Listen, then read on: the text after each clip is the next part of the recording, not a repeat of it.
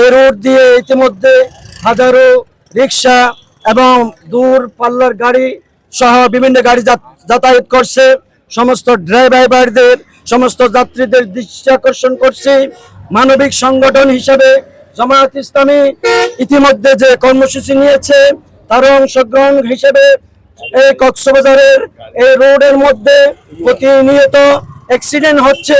সে বিশেষ করে আদনগরের সে হাজি রাস্তা থেকে শুরু করে মিডার দোকান এবং সে জঙ্গলিয়া অর্থাৎ পুরোটাই এলাকা বিস্তৃত এবং দুই পার্শ্বে পাহাড় হওয়ার কারণে অত্যন্ত সংকীর্ণ রোড। এবং আমরা জানি যে কক্সবাজার বিশ্বের একটি দীর্ঘতম সমুদ্র সৈকত। সারা বিশ্বের লোক এখানে পর্যটন কেন্দ্রে দেখার জন্য আসে, টেকনাফে আসে, ইনানিতে আসে। কিন্তু বিগত ফ্যাসিস্ট সরকার কোটি কোটি টাকা লুটপাট করেছে এবং মানুষদেরকে উন্নয়নের স্বপ্ন দেখাইছে। কিন্তু হাজারো দাবির পরও এই ফ্যাসিস্ট সরকার এই রোডটাকে সে মান্দানা আমলের ছোট একটা রুটে রেখে দিয়েছে। এত বলা তারা 17-18 বছর শাসন করেছে, কিন্তু এই রোডের প্রতি কোনো গুরুত্ব দেয় নাই। ইতিমধ্যে দেশের মধ্যে গাড়ি ঘোড়া অনেক বেড়ে গেছে, মোটর রিক্সা বেড়ে গেছে, কিন্তু বিপ্লব পরবর্তী সরকার আলহামদুলিল্লাহ গত কয়েকদিনের মধ্যে তারা এসে গেছে, আশ্বস্ত করেছে। তারপরও আমরা তাদের আশ্বস্তের উপর কতটুকু নির্ভর করতে পারি?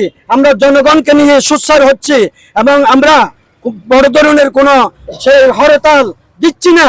প্রথম আমরা দাবি জানাচ্ছি বর্তমান সরকার, উপদেষ্টা সরকার তড়িৎ গতিতে যদি এটা সিদ্ধান্ত না দেওয়া হয় তাহলে বাংলাদেশ জামায়াত ইসলামী দক্ষিণ চট্টগ্রামের পক্ষ থেকে সামনে আরো বৃহৎ আন্দোলন সংগ্রাম ঘোষণা করবে। সারা বাংলাদেশের গাড়িগুলো আরকান সড়ক দিয়ে কক্সবাজারে যাতায়াত করে, কিন্তু আমরা নির্মম ভাবে দেখছি আজকে দীর্ঘদিন পর্যন্ত আমাদের প্রাণের দাবি, দক্ষিণ চট্টগ্রামবাসীর প্রাণের দাবি, কক্সবাজার জেলার পদের দাবি, আমাদের আরকান সড়কটা এখনো পর্যন্ত 6 লাইন বা 4 লাইনে উন্নীত করা হয়নি।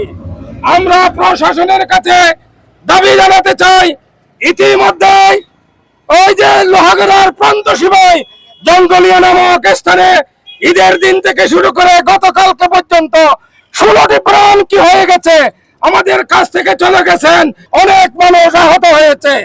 আমরা আজকে নির্দ্বিধায় বলতে চাই, মাননীয় উপদেষ্টা মহোদয় গতকালকে এসেছেন, চট্টগ্রামের ডিসি মহোদয় এসেছেন, আমাদের ইউনো মহোদয় গিয়েছিল।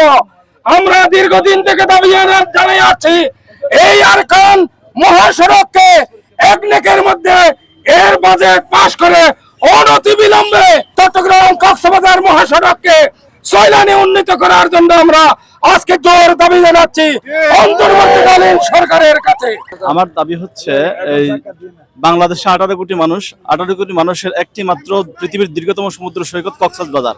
যে উন্নয়নের বুলি হারিয়ে বিগত সরকার যে কথাগুলো আমরা শুনছিলাম, কিন্তু এই 18 কোটি মানুষের যে পদযাত্রা এবং দৃষ্টিভঙ্গি কক্সবাজারের দিকে সেই পরিমাণ কোনো উন্নয়ন, রাস্তা সড়ক প্রশস্তকরণ কিছুই হয়নি। যার কারণে আজকে আমরা দুর্ভোগ হচ্ছে। এই দুর্ভোগ করানোর জন্য একান্ত এখন প্রয়োজন হচ্ছে এই যে এটাকে 6 লাইনে উন্নতি করা, 6 লাইনে উন্নতি করা এবং যে জংশনগুলো আছে ফদুয়া বাজার এবং আমিরবাজার স্টেশন, এই স্টেশনগুলো সুন্দর ডিভাইডারের মাধ্যমে মানুষের পারাপার ব্যবস্থা করা। এছাড়া মানুষের নিরাপত্তা, মানুষের চলাচলের ঝুঁকিমুক্ত হওয়ার বিকল্প কোনো কথা আমাদের কাছে জানা নেই এবং ট্রাফিক ব্যবস্থা উন্নত করা খুব দরকার।